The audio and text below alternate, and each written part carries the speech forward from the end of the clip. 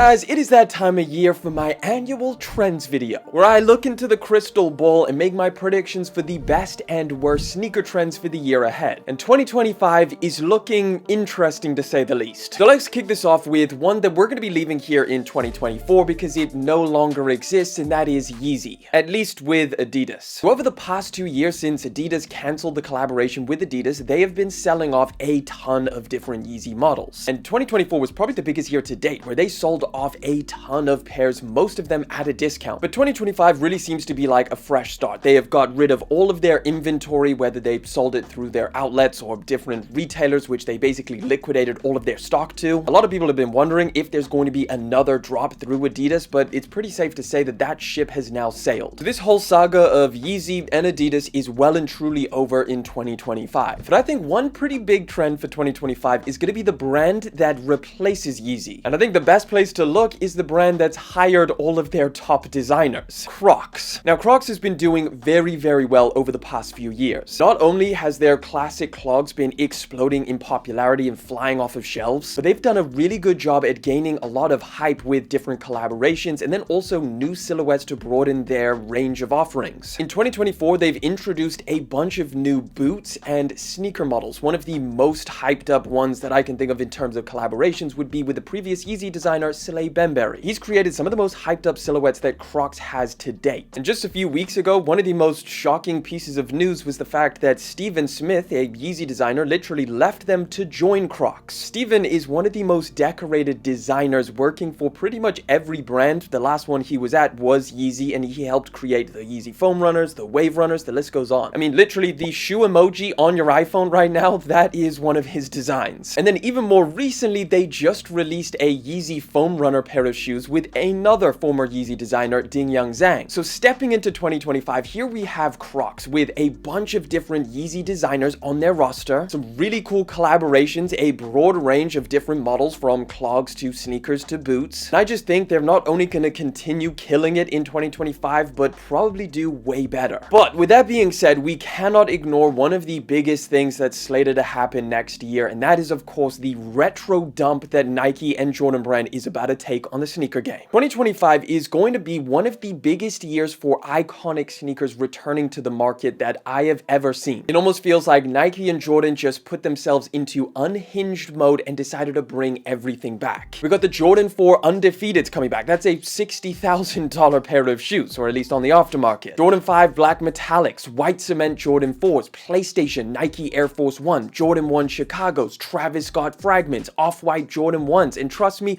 I could go on, but we will be here all day. And even though this is incredibly unprecedented, I'm a little bit more curious as to what's the end goal here for Jordan and Nike. 2024 saw a pretty big shift in the market, where in years previous, Jordan sneakers were flying off of shelves. However, here in 2024, it doesn't even seem like they could sell out a pair of Jordan 1. We also had a ton of collaborations from Jordan Brand sitting on shelves. So to me, this 2025 sneaker dump that they're doing could go two ways. Either it gets people really excited about retro models again, we start seeing more and more people wearing them and more people want to get involved, or they flood the market to the point of where people start getting desensitized by the iconic nature of these sneaker releases. And they ultimately just become less and less exciting. All I know is right now there's a lot of people excited for what's happening in 2025, but it's going to be interesting to see after a few months of this, how are people going to feel towards the end. But sticking with Nike, if I had to point out one singular model that I think is going to be a big takeover, that's the Nike Shox. Now granted, it's a super polarizing pair of shoes that some people love and some people absolutely hate, but just like most trends, it slowly creeps in until you start seeing these things everywhere. In fact, over the past few months leading up to the end of the year, it's been in a trend cycle pretty heavily. We've started seeing more and more pairs selling out off of Nike's website. They've been bringing back a bunch of OG colorways. The only thing that's really missing from this shoe being the next it shoe for Nike is the big collaborations. And this is what I think is going to be a big focus for Nike, getting more different Shox models out on the market and of course doing some high profile collabs with it. I think we're going to start seeing a whole lot more Nike Shox out in the wild, and of course I think that they're going to drop a bunch of different versions, and I'm kind of here for it. I think it's a cool retro look from the 2000s that is definitely a little bit more unique than some of the other things that they've been putting out. But we can't talk about Nike and Jordan Brand without mentioning their poster child Travis Scott. And even if their retro sales are down and Jordan 1s have stopped selling out, the reverse swoosh ones never stopped. However, in 2025, things are going to look a little bit different. As of right now, it doesn't look like Travis Scott is going to be doing very many retro Jordan collaborations. In fact, the only one that we know of is the Travis Scott Fragment Jordan 1 collaboration. It seems like the big focus for Nike, Jordan, and Travis Scott is going to be his two new signature models, the Field Jacks and the Jumpman Jack signature sneaker. Which, if that is the case and all they're really planning for is to just drop a pair of Jumpman Jacks and a pair of the Nike ones, then I do think that the whole hype around Travis Scott is going to dip down a bit. Definitely not saying his signature models are no good. I am just saying they have received significantly less hype than a lot of his other collaborations, like the Jordan 1, the Jordan 4, or the Air Force 1. Now, not only that, but it does seem like a lot of people are kind of getting tired of the just oversaturation of Jordan Travis Scott, specifically the Jordan 1 lows. If we include the upcoming Travis Scott Fragment pair, that would be 10 Jordan 1 lows that he has collaborated on, most of which are earth tone colorways. And between the three, they've got close to 40 different collaborations on different models and stuff like that, which is pretty insane. So it does make sense that they're going to be focusing on his signature sneaker line to kind of move away from all of the retros that have been flooding the market from Travis Scott, but at the same time, I just don't think these models are going to get people hooked like some of the last ones. Definitely can't say that the hype for Travis Scott is going to disappear. He is the biggest thing in sneakers right now and has been for the past few years. But if his hype is going to take a decline, I think 2025 looks like the year that's going to happen. But let's move away from Nike and Jordan brand, and I want to mention some of the brands that I think are going to be pretty big next year, starting with Puma. A couple months ago, you might have forgot that Puma even existed, but it just seems like over the past few months or the second half of 2024, they kind of revived themselves from the dead with some pretty massive collaborations. A$AP Rocky being a massive one, brought back the Fenty line with Rihanna. They've got LaMelo Ball and now Skepta, and they've got some really interesting silhouettes that seem to be taking over the market. First one being the Puma Speedcat. You start seeing those things everywhere. Obviously the Puma Suede, but their XL version is also very, very in trend. So I guess the question is this just a moment for Puma, specifically in the first quarter of 2025, or is it going to be something that they can sustain? Well, in my opinion, judging on some of the newer models that they've brought out, like the Inhale model, which I think is really cool, some of their 3D printed stuff as well, I think they're going to sustain this and become even bigger next year. I think as long as they keep their foot on the gas and keep introducing new exciting stuff, maybe do some more collaborations, Puma is going to be up there. Oh, and if you thought the retro runner boom was going to be slowing down next year, it's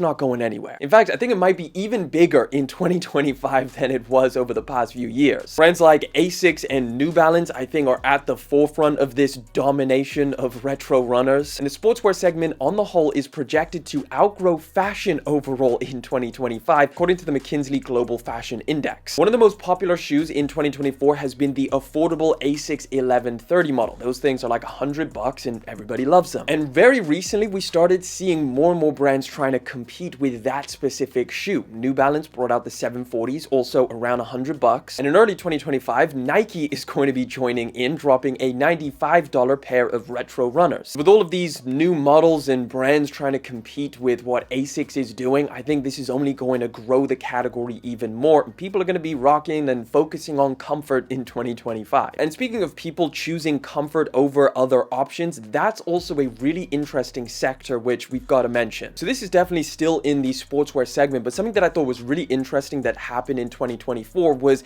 the hybrid running shoe models that we've started to see. So not only have people been choosing the retro runner looks, but actual running shoes to wear casually. Kind of makes sense. Those are like objectively some of the most comfortable shoes that you could possibly buy with these ginormous stacks of foam underneath. And I think in 2025, we're going to start seeing more brands doing crossover versions, kind of like hybrids. Adidas did this very recently where they dropped the Evo SL, which is a running shoe. However, the way that they marketed it specifically said this is for like casual lifestyle walking around. Obviously, this kind of appeals to both people who want to like actually run in the shoes, but then just people who want to walk around in like ultimate comfort. New Balance recently dropped the Fuel Cell Runner, which basically has a running shoe in the midsole, so all of that cushioned foam, and then up top is literally a retro runner style. So this is like the literal definition of a hybrid. I mean, Nike's been doing this for ages when they've done like collaborations on their running shoes, like with Off-White and Matthew Williams. And I'm actually a fan of this. However, I do wish that some of these brands wouldn't just use marketing and they actually created hybrids like New Balance did, where they mash things together and use that comfortable foam in a different way. But yeah, in 2025, 2025, we could see something very interesting in this category, and we could see one of the most comfortable shoes that have ever existed next year. But we can't talk about running shoes without talking about On. One of the biggest brands in sneakers right now in general has to be On. They have